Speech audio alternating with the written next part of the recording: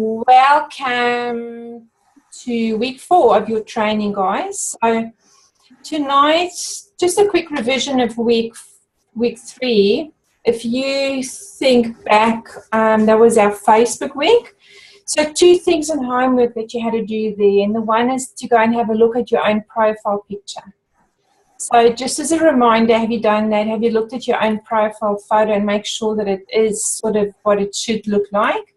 But also, have you looked at your profile? Have you looked at the information you've got in there, how you've set it up? Have you looked at, if you looked at your profile page, would you want to join you? Okay, I do that seriously consistently a few times a week. I will go and have a look at my posts and I'll look at what it looks like and I'll think, would I want to join me if I saw that? So it's always a good question for me to ask. Second thing is, have you been consistent with your posts? Have you put up a range of posts? So some business, some family, friends, maybe a question so you can get some engagement. Have you been consistent with your posts? If not, it's not too late. You can get that sorted. But just as a reminder, you've got to do those things. I see, again, the importance of Facebook. I cannot stress it to you enough. Today I had a 3-way with one of our distributors. Had a lady contact her because she saw a little yellow full post. Now, our distributor had been into network marketing groups before, and she had friend requested this lady, who knows when, I don't know how many months ago, but this woman was watching, and this week she sent her a message. She said, I want to know more about that poll. So she found out, today I had her on a Zoom, she ends up being a distributor who's got 100 distributors under her. She's a business builder. She's been doing network marketing for 6 years, and she's looking for a new company. So she's signing up on Saturday in Brisbane. That's the power of Facebook. I myself have just enrolled a distributor, and I've got another one contact me today that I've got a Zoom with tomorrow, saying, tell me more. And it's because of a post I put up. I put up a post today saying, go from 0 to 6 figures. Or get out of the rat race, whatever I said, I can't remember, but she commented on there, and she happens to be a girl who's in Jeunesse, who's actually a sapphire, which is a high kind of level. It's not easy to get there, and she is disgruntled, not earning money. She's looking for another opportunity. So Facebook works, but you've got to work it. If you don't work it right, you won't attract those people to you. Okay, so guys, quote for this week is this: the fortune is in the follow-up. I'm sure you've heard this many times, but it's the truth. The fortune is in the follow-up. So we're going to quickly look at follow-up. How do you follow up? When do you do it? How often do you do it? So following up can make or break your business. This is the truth. It can make or break your network marketing business. The fortune really does lie in following up with your prospects. So too many network marketers make the contact, they share the information, but they're almost too scared to go back and do the follow-up in case they get a no. Otherwise, why wouldn't you follow up? I can remember sitting, going through my messages and looking at who I've got to follow up with, and actually not wanting to do it because I was so scared that people are all going to say no. Okay, so you just got to overcome that. You just got to send the message on your follow-up message and just overcome it and move on. Most people don't join the first time you tell them about your business or product or opportunity.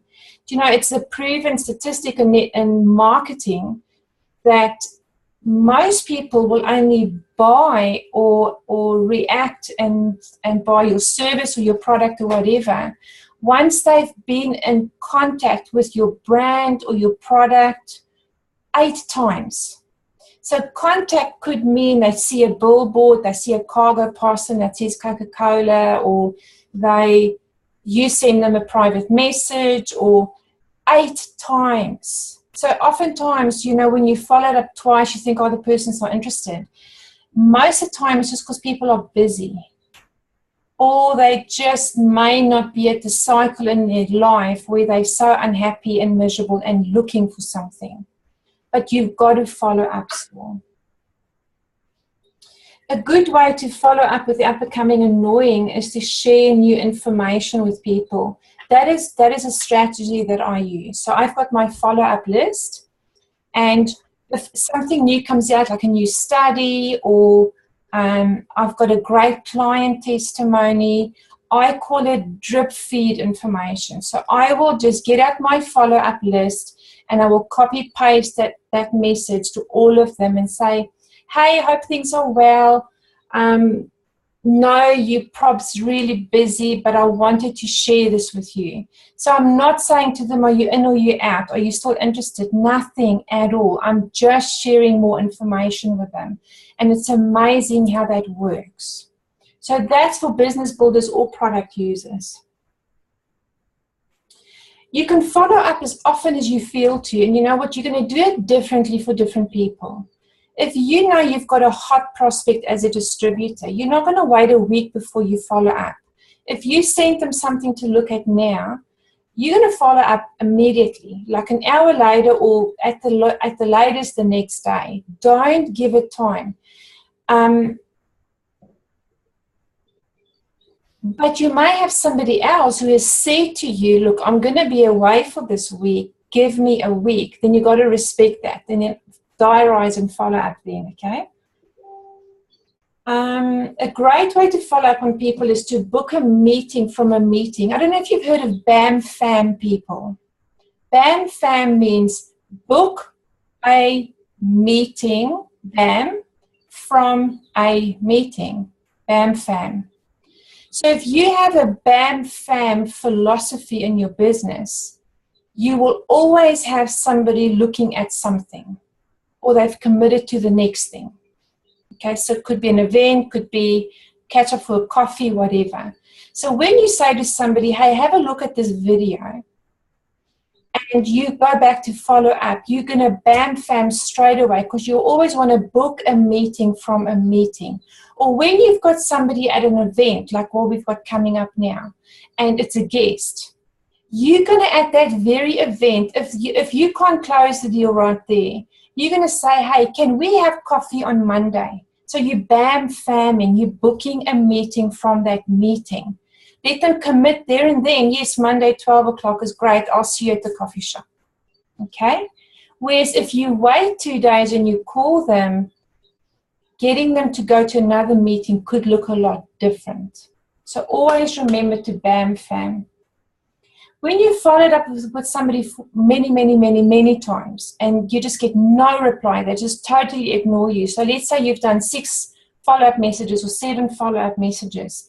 This is what I do. I'll just send this message and I'll say, hey, John, I love giving people the best service that I can. So that's the reason for my message. But I want to make sure that you're looked after. And I realize at the moment that you may be busy. So for right now, I'm going to take you off my list. Let me know when you'd like me to send you more information or contact you again or whatever. And what happens straight away there is that people get the fear of losing out. And it's like reverse psychology. And you'll find some of them will come back to you and say, hey, don't take me off your list. That's not very nice because I still want that product, or whatever they're going to say. So it works for me. And truly, guys, when I followed up with somebody 6 or 7 times and they still, after me sending that message, just ignores me, I say good riddance, because I don't actually want to work with people like that, because I think it is so rude.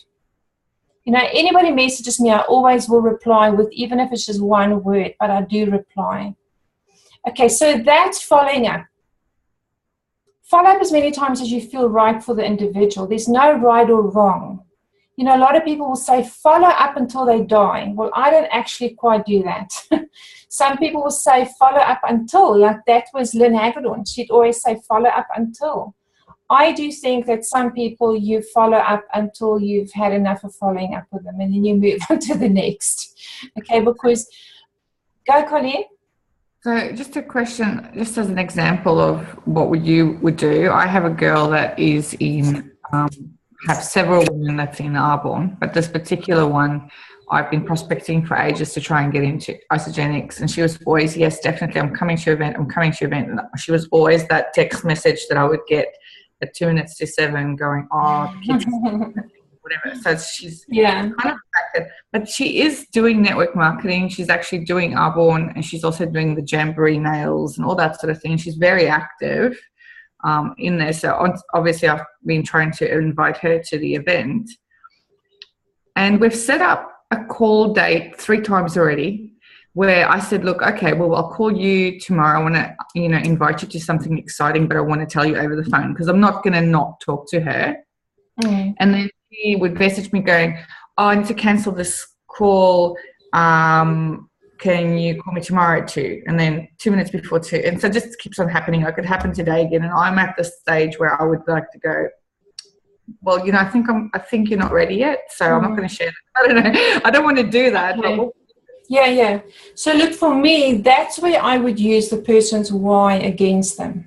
Okay, so this is why you need to ask questions and know what is her why. So if her why is she looking elsewhere, or why would she even consider? She's not looking elsewhere. She's the person that I'm prospecting. Okay, so when you prospect without asking questions and finding a gap to pitch, you're selling and you won't get a good response. Okay. But when you've asked questions and questions and questions, and she's told you, basic questions like, how's Jamboree going? How's whatever other business she's in, how's it going for you? Can you see it? Can you see it getting you to the dream life that you want? Questions like that, that's going to make her think, and you get an opening. Or she just says, yeah, look, I'm happy.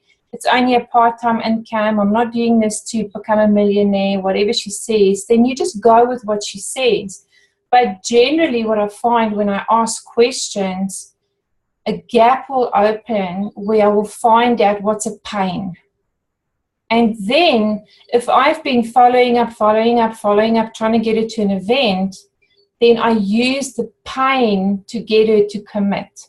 So I'll say this. I'll say, hey, Colleen, gosh, I recognize how crazy busy you are, and we continuously missing each other.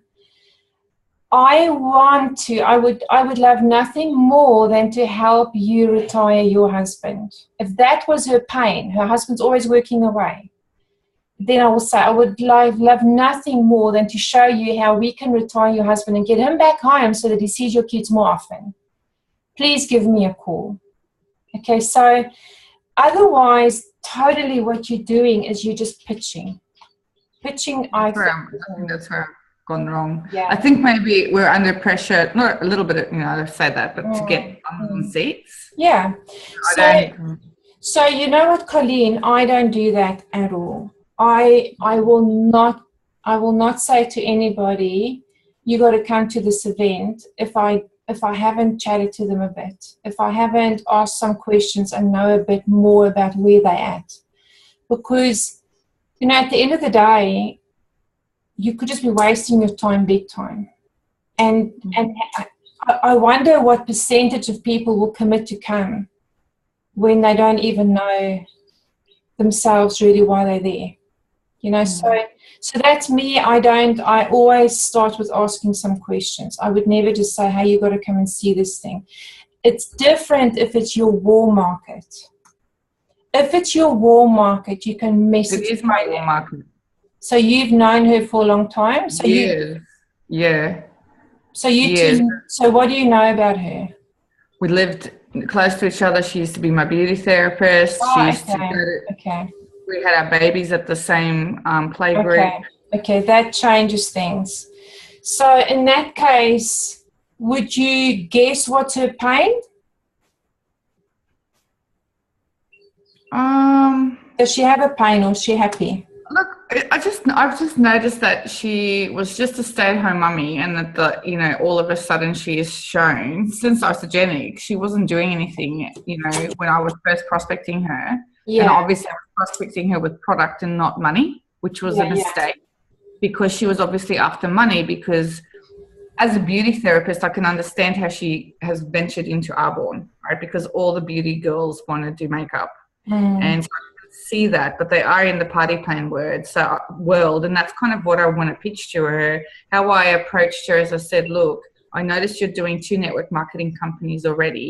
You're doing Arbonne, which is skincare, and you're doing Jamboree, which is nails. I said, what I've got could add greatly to your income.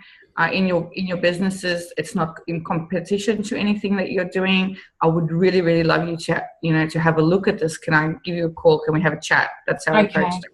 Okay, so there's nothing wrong with what you did there. But then again, like I said, she's just ignored me so many times. So what that means, let me give you a quick, I don't want to go there because I know Kim's training on this, but people go through cycles in their life, and there's a cycle when you're ripe and you're ready. It's like a fruit. You can pick a fruit from the tree, you can look at it, squeeze it, pray over it, rub it, do whatever you like, but if it's not ready and ripe, it's not ripe. But if you pick it and it's ripe, you can eat it. Okay, so the same thing happens with people. They've got to be ripe. They've got to be at a place where, suddenly her credit card is at its limit, and she's not making money off the nails, and she's not making money off Arbonne, or she's sick of doing those parties that they've got to do. Then she's ripe, and then when you pitch her, she's going to be ready to say, yes, let me have a look. So sometimes you just got to walk away and go, look, the timing was bad, but it doesn't mean you don't go back to her in the future. This is something they taught us as well, which we didn't mention tonight, but they said, always go back to your list again and again and again. Work through your list in a month, and then every 3 months go back to your list and talk to them again, because people go through a cycle in life that at one point they're as closed as a book, and you can talk to them a month later and they're completely open to hearing what you're saying. Yeah, and I've seen this because I've lost people. So not so much because they've come back to me, but it's because I haven't gone back to them, and now they've joined other companies. Yeah, I know, it's frustrating, hey? That's my own fault. It's a lesson worth learning. But yeah. What I would also say to you is that what I do know is that 99%, in fact 98% of people in the world need more money. They do. So oftentimes when you talk to somebody like her, it's good to paint a picture of what you can help her do. So it could be a picture of, we can add this seamlessly to what you're doing now, and this could pay for that overseas holiday that, you may want to do, take your kids to Disney World. Or when you bring in emotional stuff, people actually grab a lot easier. When you're just talking, I've got another business you can add onto your business, people think, oh my gosh, more work. No, I can't cope. I can't do it. I'm not doing it. No, I'm already too busy.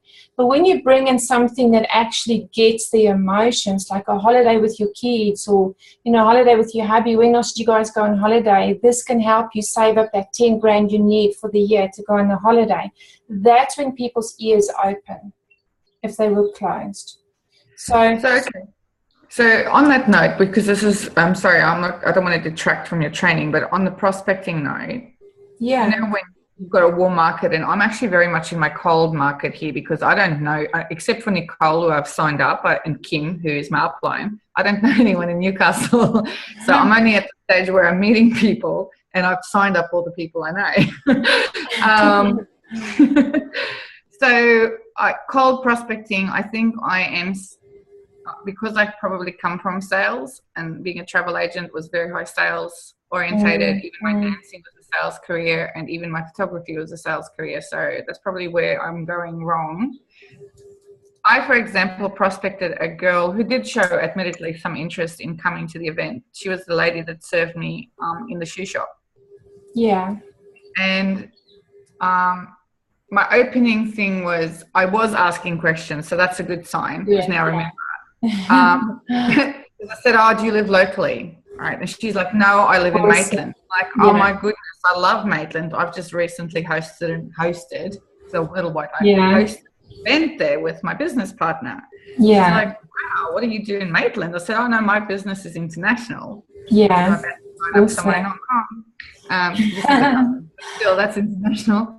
And I said, I love Maitland because, you know, I love the high street there and I don't know what you call it in Australia, the high street with all the lights and stuff.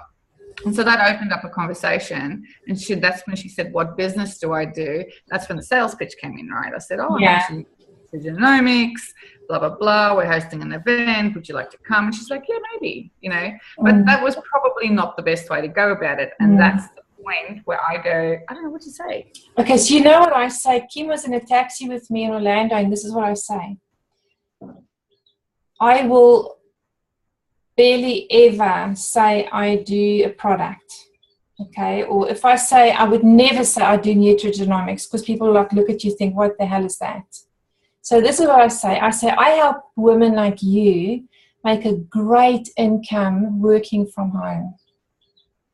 So we were in a taxi with this woman and she's driving the taxi and she's making a bit of extra income because she wants to take her family on a holiday. So I asked and asked questions until I knew this. And then she said, oh, what are you doing here? So we said, we're in a conference.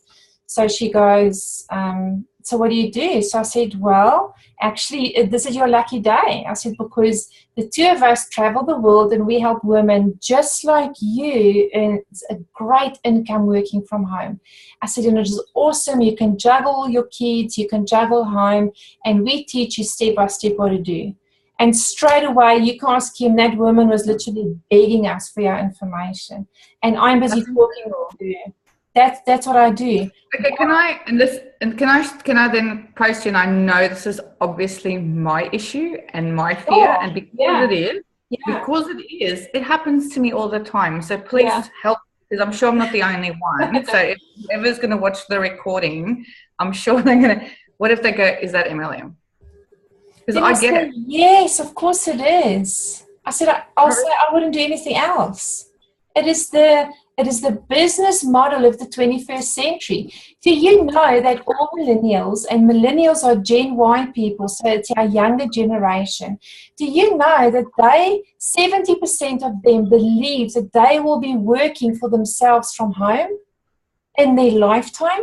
Do you know that network marketing is supported by guys like Richard Branson?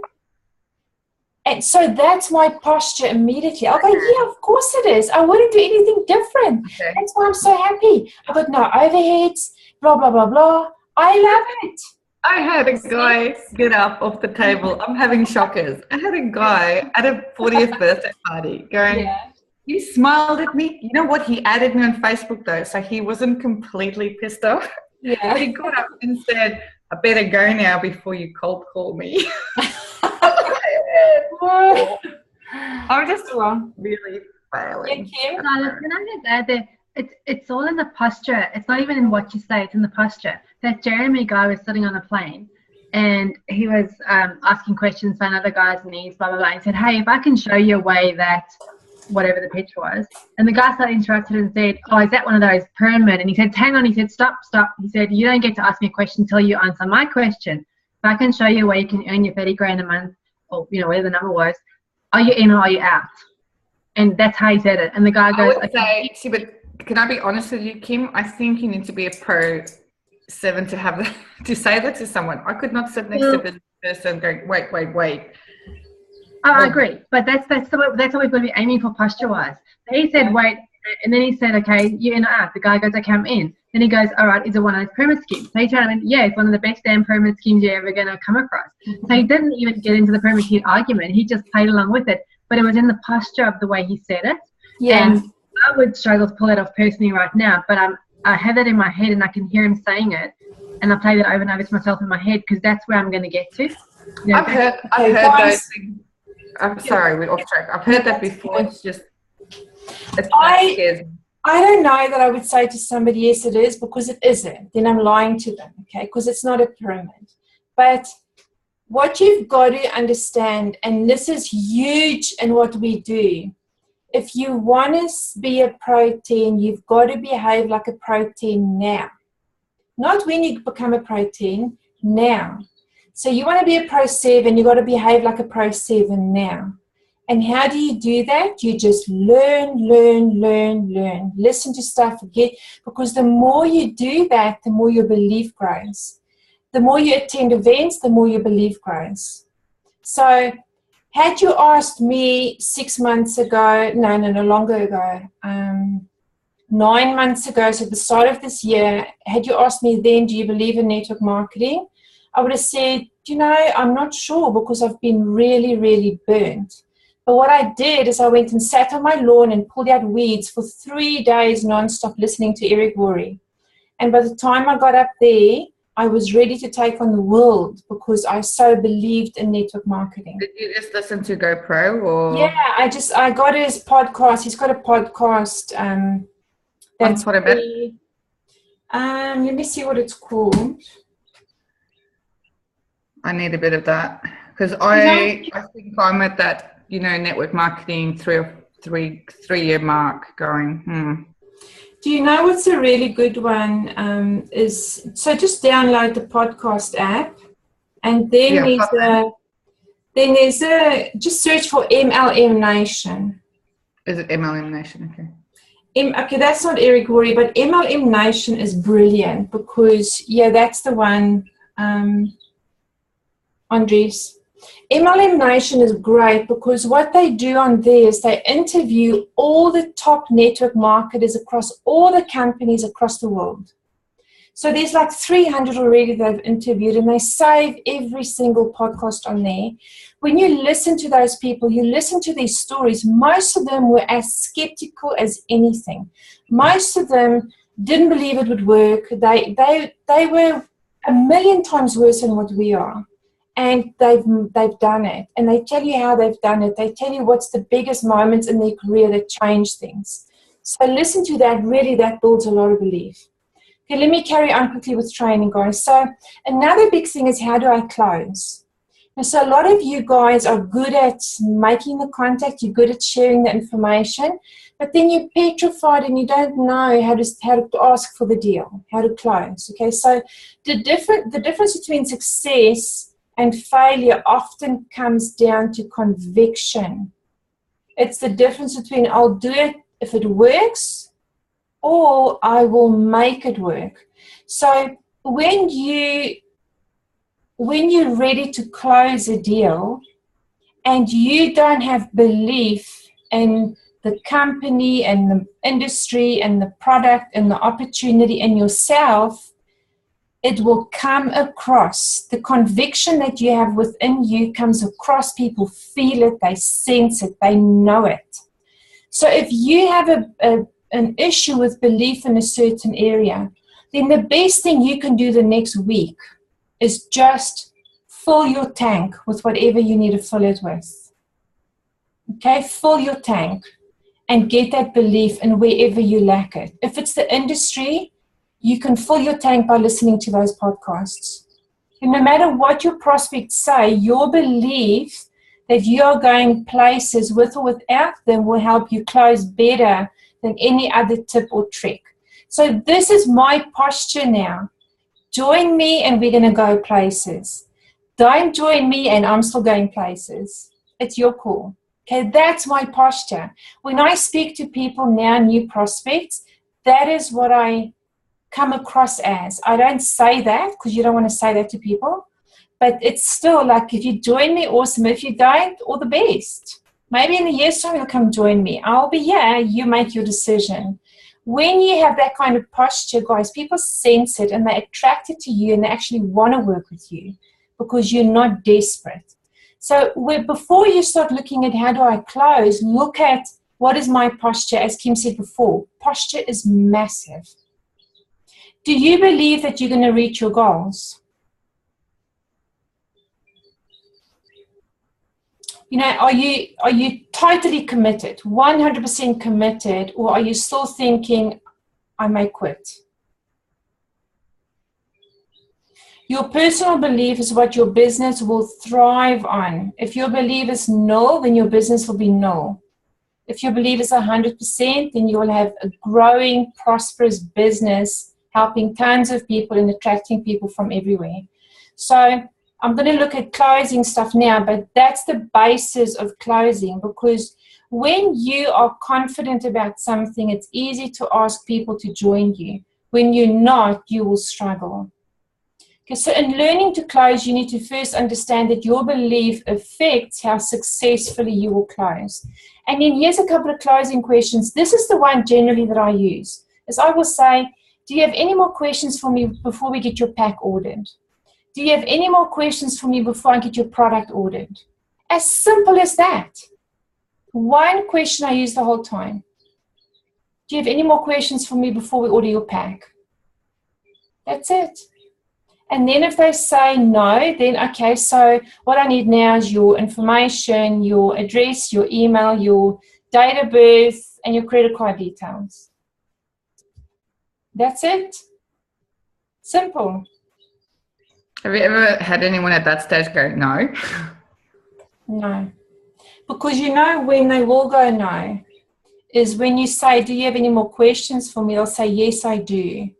And actually, I want to just chat with my husband too, blah, blah, blah, blah.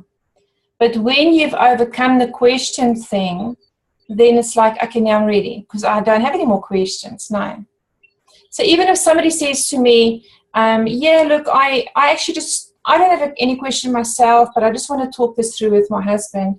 I'll say, no problem. Do you think your husband will have any specific questions? Because generally the person's thinking, oh, my husband's going to want to know this, going to want to know that. So straight away, I will then actually kill whatever questions they think the husband's going to have. Or I'll say, hey, you know what, can we set up a Zoom now so I can meet your husband tomorrow night and I can answer the questions for him?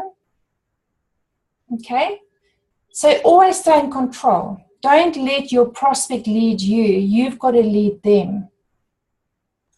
How do you segue in from an interest on a post to someone saying, hey, I want to buy that product because they're thinking you're selling a product to then go, I need to present you a business as well? How do you... So for instance, they've said, Colleen sent me some info. No, he said, I need that little yellow pill. Can I buy it? Okay. So then what I do is I'll just say, I'll PM you. Then I'll go into messages and I'll send a message and I'll say, hey, Colleen, thanks for asking for information about the little yellow pill.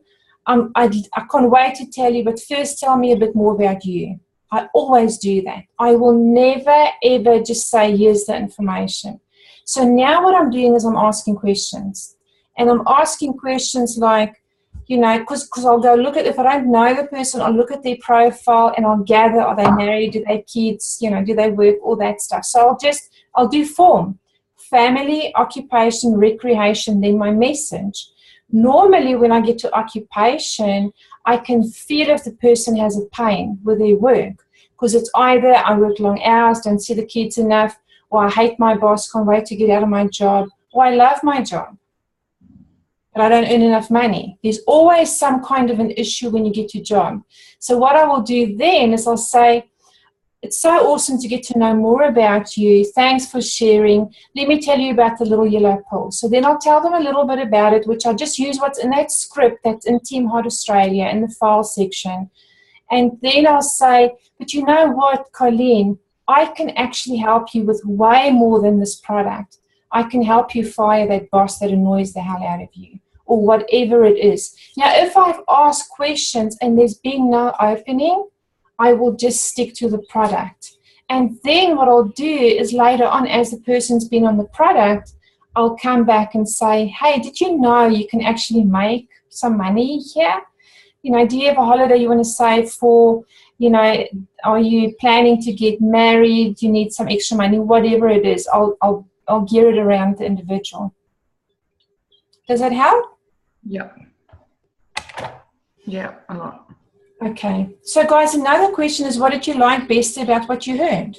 Okay, but the thing is here, that's not a closing question. That's more a question to lead from. You've sent them the information. Now you're going to go back and say, hey, so what did you like most of what you saw, what you heard? And then they're going to say, oh, I love, you know, the fact that preg tandem is all natural. And you're going to go back, oh, yeah, me too. Like, that's one of the things it's really stood out for me. And then you're going to say, do you have any more questions before we order your product? Not, would you like a product? You just assume the person wants the product. Okay, you're not going to say, would you, you know, have you decided if you're going to use the product? No, you just assume. You just go straight back. Are you ready to order your product? Do you have any more questions? Okay. Do you try and get everyone on the phone, or do you do a lot of that on Messenger? It depends. 90% of the time I'll get them on the phone. If it's a product user only, and you know by some of the leading questions, if it's a product user only, I'll just do phone. Sometimes I'll always do phone. But if I get any kind of feel that this could be a distributor, I always go Zoom. So when they say to me, tell me more, like I've had one this afternoon say to me, tell me more about the little poll, blah, blah. I've gone straight back and I've said, hey, do you know what? I would love to have a Zoom with you so we can make eye contact and we can see each other, because there's so much I'd love to tell you. Okay, so I don't even tell them anything, nothing. Because what you got to understand, guys, when you're on a Zoom with somebody, they can see your passion, they see your eyes, they see you. You know, our senses all work. It's different to just being on a phone call, or even worse, just the Facebook Messenger. So I always, it's my first protocol, always try and get them on a Zoom. From a Zoom, I'll go to a phone call. I don't do a lot of belly to belly because most of the people I deal with don't live on the Sunshine Coast, and I'm not going to drive to Brisbane to have an hour meeting with somebody when I could do it on Zoom. So yeah, that's my method. You know, another question you can ask when they finish watching a video is, on a scale of 1 to 10, 1 being not interested, 10 being really interested, where do you find yourself right now? Yeah, so basically that's what I do. And, you know, another good one, and most people use this in the opportunity meetings, is to say, look, you may now find yourself as one of 3 people. 1 is you feel like you want to have a look at some more information. 2 is you may feel like it's not quite for you. And 3 is like you're just ready to get started and you just want to get your product now. So which one are you? You know, but generally for me, I'll be 100% honest with you. I always just use the, do you have any more questions for me to get you started? Okay, so whether it's a distributor or a product user, I will do that. I'll say, do you have any more questions before we order your pack or your product? And I very seldom get any objection there. And I'll go, I don't have any more questions. So how do you know it's product or pack? Just because we've spoken, so I know where they're at. I know if they're just going to use the product, or, you know, if they're coming in as a distributor, you know, when you've spoken to them. So, you know, for me, business is always plan A and product is plan B. So I always lead with a business. But if somebody like this girl today says to me, tell me about the little yellow pill, I'm going to first tell her a bit about that, why I chose it, then why I chose this company. I'll go straight into the business stuff. So, because I know she's in Jeanette and I know she's doing network marketing now, so, and she's looking. So, but you've got, you know, there's key points that you, depending on who you speak to, but when you're speaking to network marketers, which is generally what I do, is there's key points that you always want to highlight. And I found that when I did this 3-way again this afternoon with this lady, it's like the bells, you can see it, like the lights just go on. The key things always would be retention on product. People in network marketing want to know that you've got good retention on your product. They want to know the product is affordable. They want to know the customers buy it over and over and over. So I always tell them 87% retention on ProTandem, plus 80% of the company's sales is customers buying product. That's huge. You say that to any network marketer, straight away they're going to think, wow. The second thing is the company is older than 10 years. It removes risk massively because most network marketing companies will fold before they give you 10 years. So to know the company has made it means the company will make it long term. They don't fold after 10 years. The second thing is we're publicly listed. That's a big thing too, to be publicly listed, because everything is under scrutiny. Okay, you can't, it's not like Mr. and Mrs. who can just overnight decide they're going to collapse one side of the business or they're going to sell it or do whatever. You wake up tomorrow morning and your business is gone. It's different when it's publicly listed. The other thing is I always explain a little bit about our management changes and our vision, and how we only have 80,000 distributors and we need 600,000, and in Australia we only have 500 and we need 10,000. So the growth is going to be huge. And then of course you've got to talk about timing. Timing for us is a key thing. And I always say, some network marketing leaders will say timing doesn't matter, but it's a lie. Timing does matter. It doesn't mean you can't still build a successful business if you've missed timing. You can still, but you're going to have to work a hell of a lot harder. So timing is really key. And then, of course, team. So I always say, we're a team that supports, that loves, that encourages, that trains. We want to see everybody work, and we don't allow bitchiness and bickering and moaning and all that kind of rubbish. And most people, when you say that, they're like, oh, yes. Because let me tell you, every company I've been in, that's like most of what happens. It's just bitchiness between leaders and stuff. So anyway, that's a little bit off track now. But in closing, when you have that confidence about you've got the right product, you're in the right company, all that, you can close so much more confidently, because you really close from a point of, man, I know where I'm going, and it is such a pity if you don't join me, because I really would like to help you. Okay. The last thing I want to just quickly touch on, actually, is two things, is accountability. Being accountable to yourself is an indispensable life skill and absolutely critical in building your LifeVantage business. Accountability is huge, and it comes in many different forms in this business. For instance, you've got to keep track of people you've spoken to. That's a form of accountability. Do you have a method of where you're keeping track of people you've spoken to, people you've sent information to, people you need to follow up on? Do you keep track of when you're out and about and you meet somebody new and you maybe make a quick Facebook contact? Do you keep track of that? Do you go back and you message them? And maybe next week you message them again. You say, hey, how's it going? What did you do the weekend? Start building rapport, start building relationship. That's being accountable. Because, guys, our biggest thing is our network. If you don't have a network, you've got to start building a network. And you build a network on social media, but also when you're out and about. When you're in a taxi, when you're sitting on an aeroplane, when you're out shopping, when you're at soccer with the kids, whatever you do, that's all part of building a network. As their sponsor, your prospects look to you as their mentor and leader. So be that person, be accountable. I've heard people say that, oh, you don't have to be a leader when you've only got one distributor. Rubbish. That one distributor sees you as their sponsor, as their leader. They look to you. You may not even recognize it, but they do. They look to you as their mentor and their leader, and what you do is what they're going to do. Guaranteed. I've seen it in this business 100 times over. They follow you. The leader sets the pace. If you don't enroll, they won't enroll. If you don't go to events, they won't go to events. Guaranteed. So you need to set the pace for your distributors.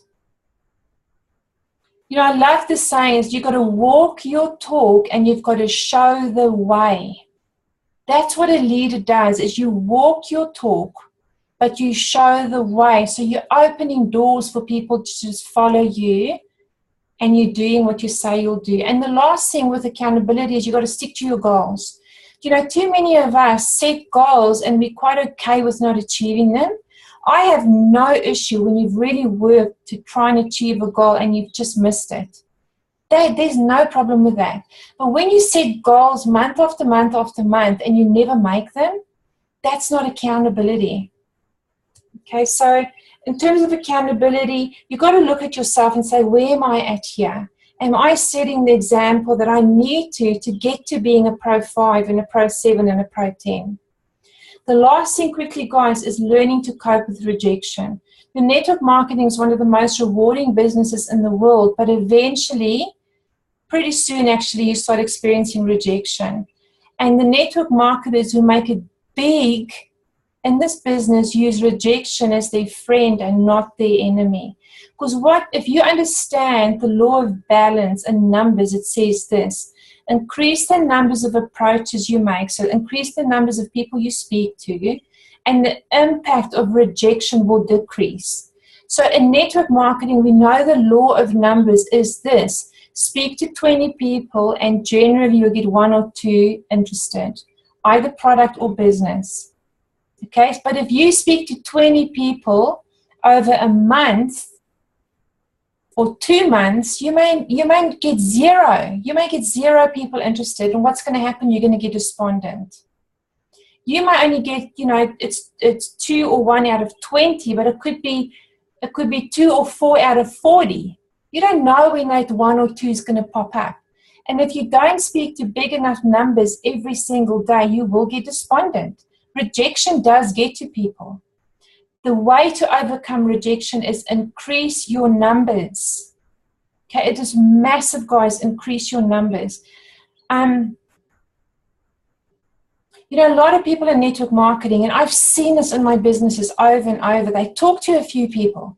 They talk to, 2 people a week, and then they get despondent because they get nobody signed up, and they're supposedly working so hard because they're on trainings, twice a week. Training is not building your business. Okay, building your business is doing income-producing activities. Training is building you as a person.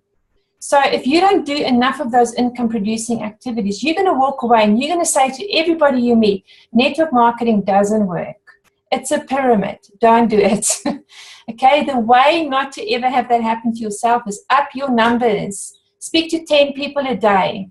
That's my new challenge to every single person in our team. 10 a day, whether you're out and about or whether you're on Facebook or whatever you do. Speak to 10 people a day. It doesn't mean they've got to speak back, but at least try and have a conversation with 10 people a day. Okay? I want to challenge you. This is your homework. I want to challenge you.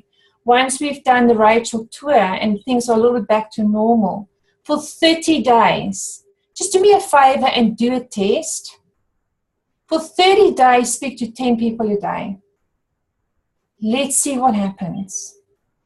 Let's see if you get to the end of the 30 days and you go, oh my gosh, suddenly my funnel is more full, I've got more leads, or no, Charlotte, it didn't work. I want to know. I want to see it. Do me that favor and do a test. And then the last thing is, guys, in terms of homework, is do a test on your own accountability. Have a look at yourself. Have a look at that 1 or 2 distributors that you have, or 10. How do they see you? Are you a good example for them? Do they see you as a mentor and a coach? And are you being the mentor and coach that they deserve? This is not about you. This is about those people. It's not about me. It's about you. It's about you for me. It's not about me. It's not about, can I do the best training? No, it's, can I equip you the best I can to make you the best? Okay, so that's it for this week. I know you guys want to go sleep. It's late there at your end of the world. Any questions? No? Okay, guys. I will see you next week, Wednesday. Thanks, Charlotte. Pleasure. And hey, I say to Kim, I'm going to try and organize a dinner beforehand with Rachel, so we'll see if I can get that done. But yeah, we'll see you guys in Newey. Okay, thank you. Guys, pleasure. Bye. Bye.